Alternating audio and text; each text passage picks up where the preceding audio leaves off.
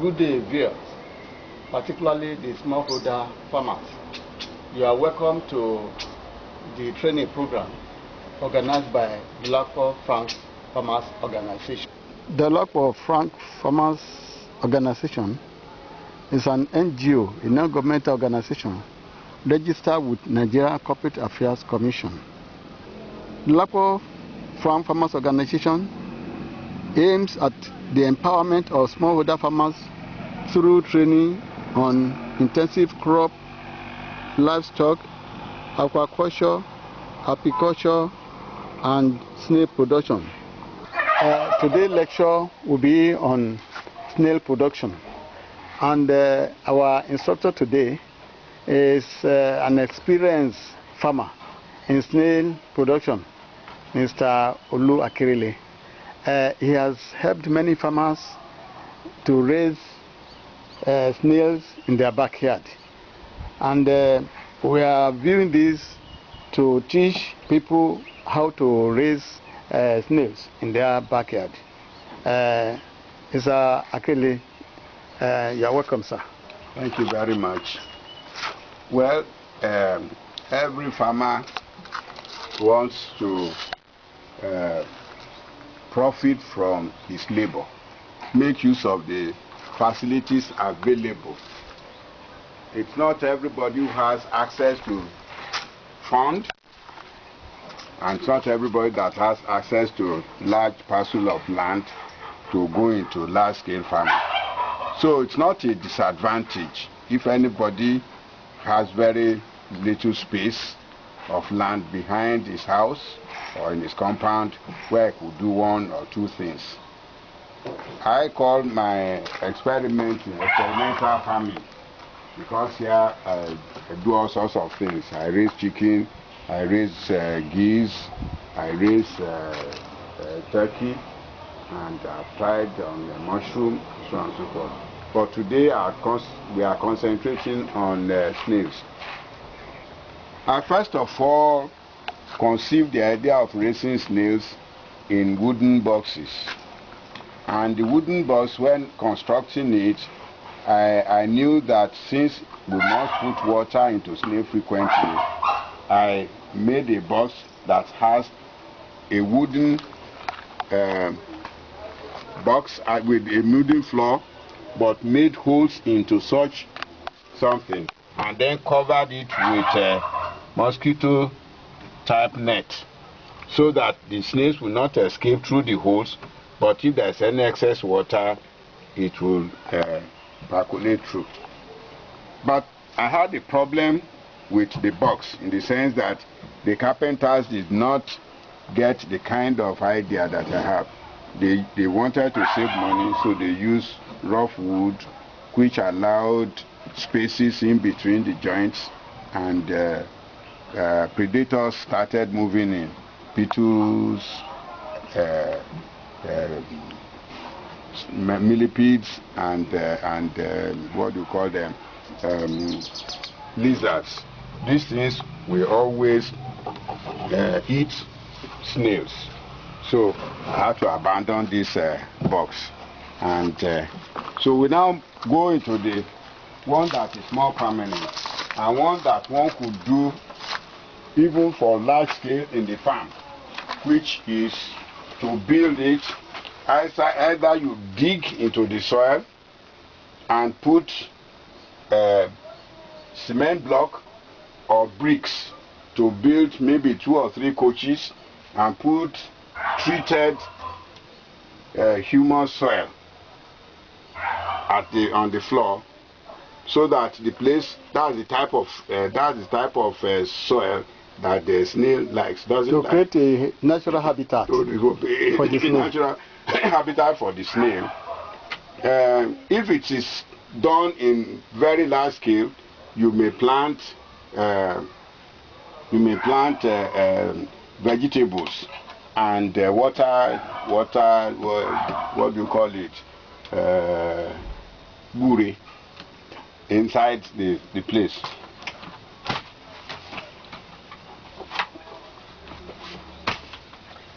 So what we have done here is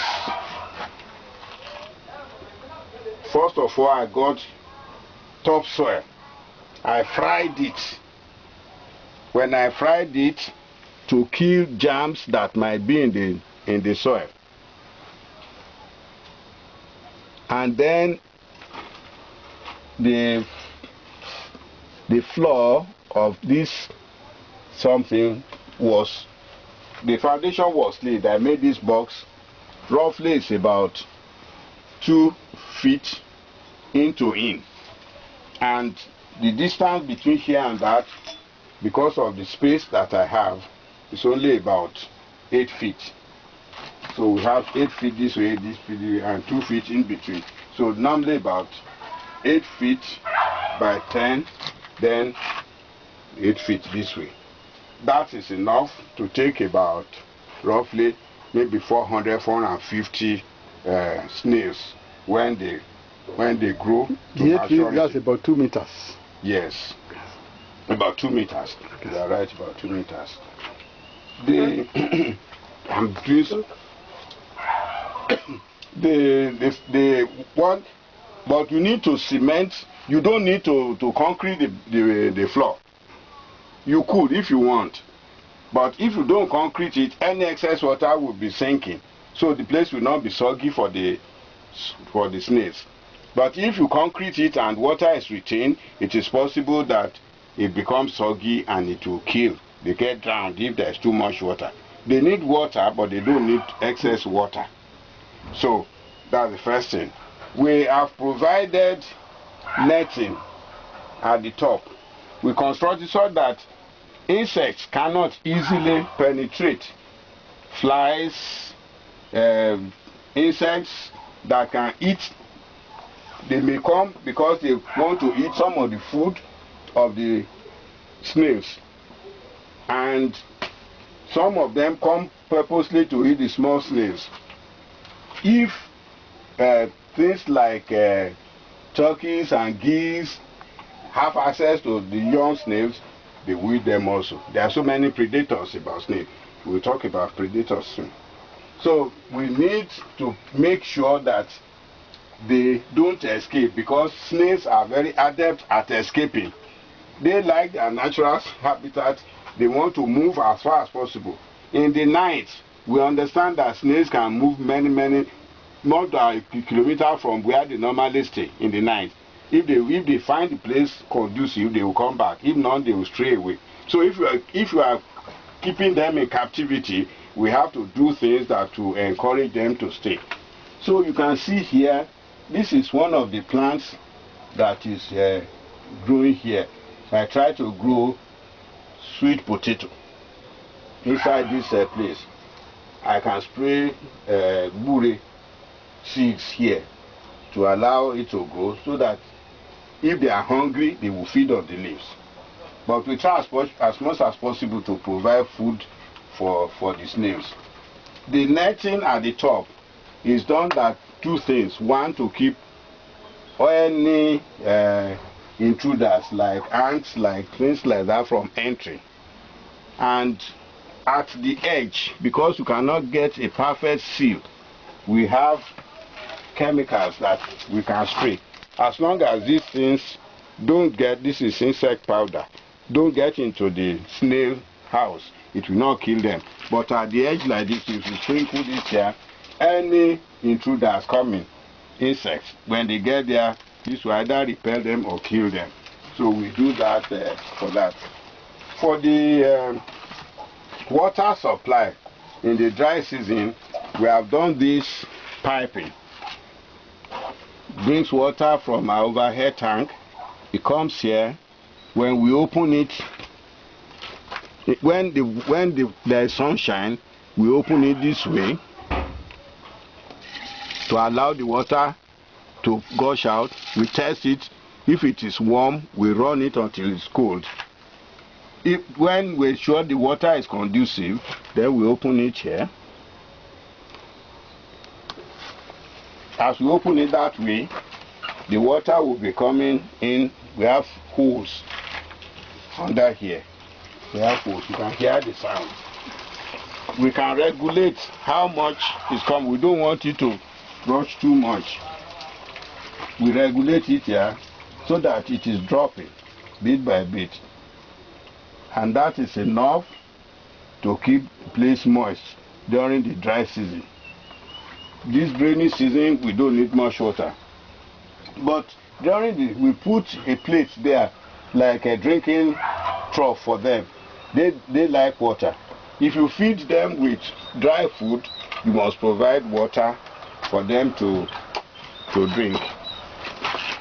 The type of snails that one is encouraged to grow is what they call the African giant snail. They are usually called Ashantina. That name seems to come from Ghana. That's the one that is usually big, and the shell is thick. It's strong enough.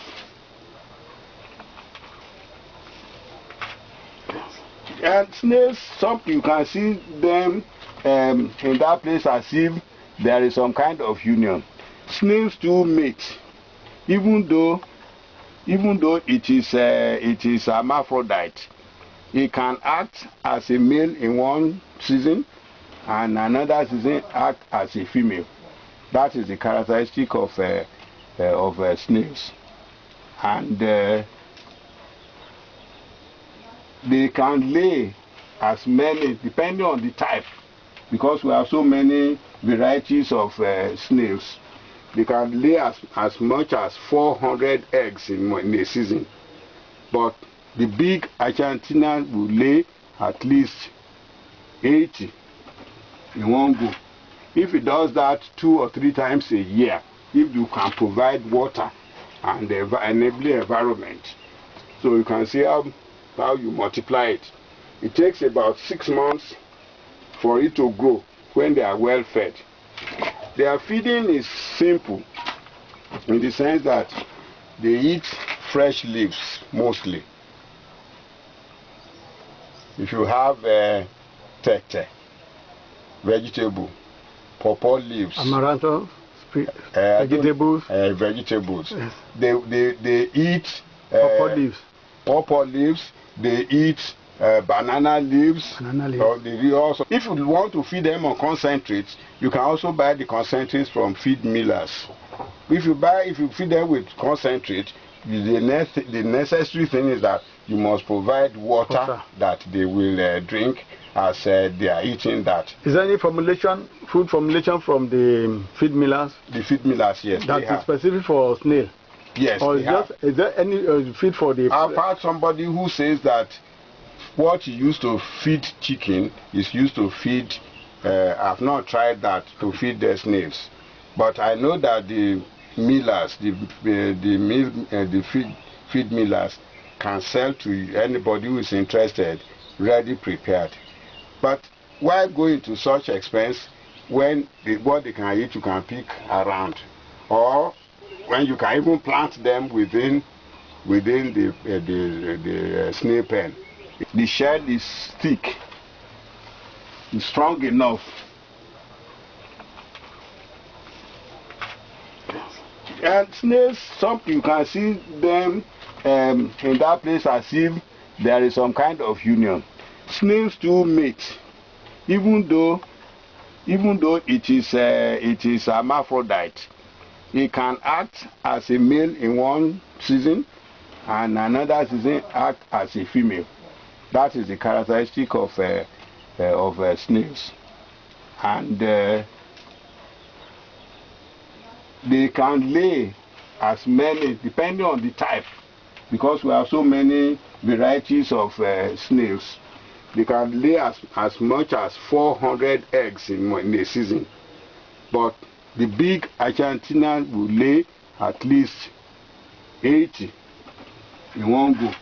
If it does that 2 or 3 times a year, if you can provide water and enabling environment, so you can see how you multiply it.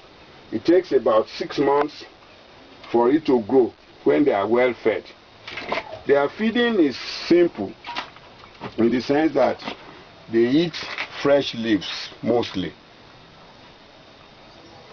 If you have tete, vegetable, pawpaw leaves, amaranth, vegetables. Vegetables. Yes. They eat Pawpaw leaves. Pawpaw leaves. They eat banana leaves. Banana leaves. Or they eat all sorts of leaves. Besides that, they can eat the sweet potato leaves, and the sweet potato, they eat even cassava. They eat nearly anything that human beings eat. So feeding them is not a big problem. And if you want to feed them on concentrates, you can also buy the concentrates from feed millers. If you feed them with concentrate, the necessary thing is that you must provide water that they will drink as they are eating that. Is there any food formulation from the feed millers? The feed millers, yes. That is specific for snail? Yes, or is there any feed for the... I've heard somebody who says that what you used to feed chicken is used to feed, I've not tried that, to feed the snails. But I know that the millers, the feed millers can sell to anybody who is interested, ready prepared. But why go into such expense when what they can eat you can pick around, or when you can even plant them within the snail pen itself? So these are the advantages. It multiplies quickly. It's very expensive during the dry season. During this rainy season, when people collect snails from the wild, the price will go down. You may be able to get one reasonably big snail for about 500 naira during the rainy season. But during dry season, the same size may sell for 1,000 naira.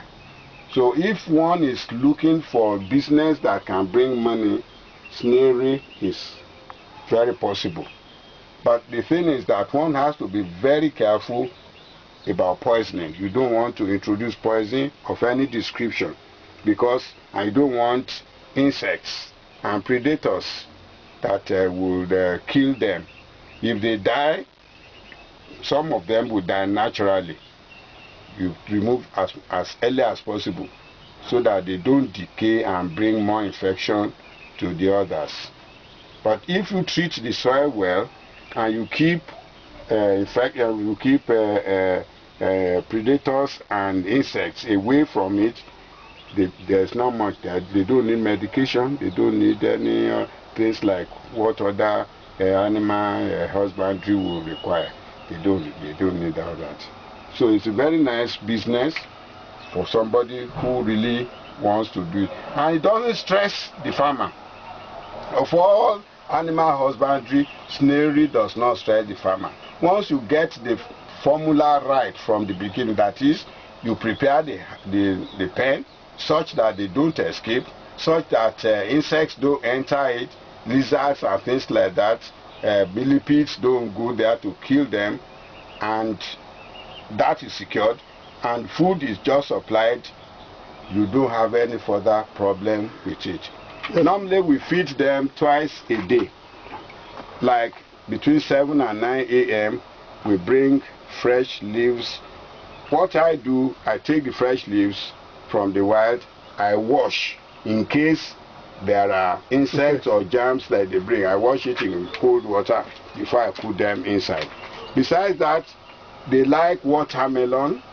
You slice watermelon, they eat the watermelon and leave only the hard skin. The same thing is pineapple. Pineapple peels we collect from those who are selling pineapple. They will scrape everything and leave the hard part. I feed them with lettuce, with cucumber, with fruits that is good for everybody. So feeding them is just like feeding. The question is, how do you stock the? Okay. Where do you get your stock? You get your stock. You can get your stock from the market during the rainy season. At what age? Almost at any age. If you get something that is just this small size, or even the size of a thumb, if you I will have something like that here. Yes, we have. You can see this side. So this one now. Okay. This one now. If you get things like this from the market, but make sure they have not been stressed, because some people, when they bring them from the farm, they will make holes to tie them, to stress them, expose them to the sun. That will make them to, they stunt their growth. They will not grow fast, and they may not be prolific. But if you find people who are picking from the wild, usually people who are picking them from the wild go around 1 a.m. in the morning with light. They will have prepared something like pineapple or banana in the area where they know they could get. Those things will come for the food, then they will come and pick them. If they pick them, they put them in sacks that they wet, so they don't have to make holes. So handling is important, and they don't put them in the sun to suffer before they introduce them into somebody who wants to raise them in the pen. Once you have this, you are okay. But if you want to buy from somebody who is already raising good stock, this like the African giant snails, if that's what you want to keep, you buy the size that I showed you here. You buy a reasonably big, maybe 2 or 3 or 5 or 10 of them. You keep them, they will reproduce. About 10 of these. If you have a dozen of this, if you have a dozen of this to start with, and if they reproduce in the first instance, you may have more than 400 within a short time. Within what period? Period of time? Within 6 months. 6 months. Yes, you have about 400 of that. If you keep it for another 6 months, it multiplies. Then you can begin to sell some of those. But your base stock that you start with, which is prolific and which is good quality, which you give you the giant snails, you can. When we want to raise the stock, yes, we'll buy the base stock. 10 base stock. Yes. Then when those ones have reproduced, yes, we sell all. No, how do you get the base? How do you identify the base stock? You know them. They will be bigger than the others because they are older. They are older. Okay. They are there. They may last a few years before you change them. Okay. And as you are weighing them, you are seeing them from time to time. They move about. You can start. This one I've not divided into compartments, but it's possible that I put some dividers in between and I begin to sort them out. So for growers, you have the baby, the newly hatched snails. You have the ones that are growers. You have the ones that you are fattening to sell. Okay. So then you have said, once your base stock has laid eggs, okay, you can move them from that place. Allow those eggs to hatch. They don't have they lay in the soil. They don't have any business sitting on it. No, they're not like chicken. They don't have to sit on the eggs. The eggs will hatch at its own time in the soil. When they all hatch, you just see tiny things. So when we see tiny, we remove the base stock. They remove the producers into another compartment. Then you begin to feed them. You feed those small ones. You feed, just be throwing what they can eat there. They will be growing. Okay. Okay. Yes.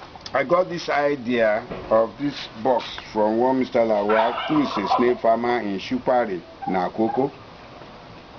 The idea is we want a means of transporting the snails without stressing them. And he's bought this, it's made tiny holes in it. You can see the tiny holes to allow enough air. It's not only in the cover, it's also on the body, of the box. We put the soil inside. When we introduce the snail here, then you use dry leaves to cover it so that it doesn't get the moisture is not taken away. The dry leaves, particularly like guava leaves, dried leaves, will do well on top of this on the top of the snails. If you put their food on top of that dry leaves, when they need food, they will come out, eat, they go back. That keeps them happy. So you can carry them to the market in this kind of box, and they will not be stressed. When you want to go and sell a few or as many as possible, you can put 2 or 3 of these in the car. You can take to the market. So if you have like maybe 15 of these, 15 here, 15 here, you take them to the market. But can the snails be raised in this container? They can remain there. If you, they can be raised? Yes. It's just an alternative to... Well, the space is small. The space is small, that's all. So you will be limited in what you can raise. Yes. No, but per one. How many snails if you have like maximum of 5 mature snails, yes, would be in this kind of box. But if you are just taking them to the market, you can carry as many as possible. Okay. Since you're going to reduce the number after a while. After a while, yeah. So, but it's good for handling because it then becomes handy. Okay. And since it's tight, insects cannot go inside. The holes you have made on it are too tiny for insects, okay, but they allow breathing, okay, in the place. That's okay. This is handy. Yes. If you can get good wood.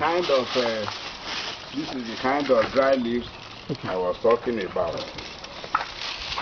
You collect the leaves, once you just spread it, because the dry leaves cover, it will prevent, okay, moisture escaping.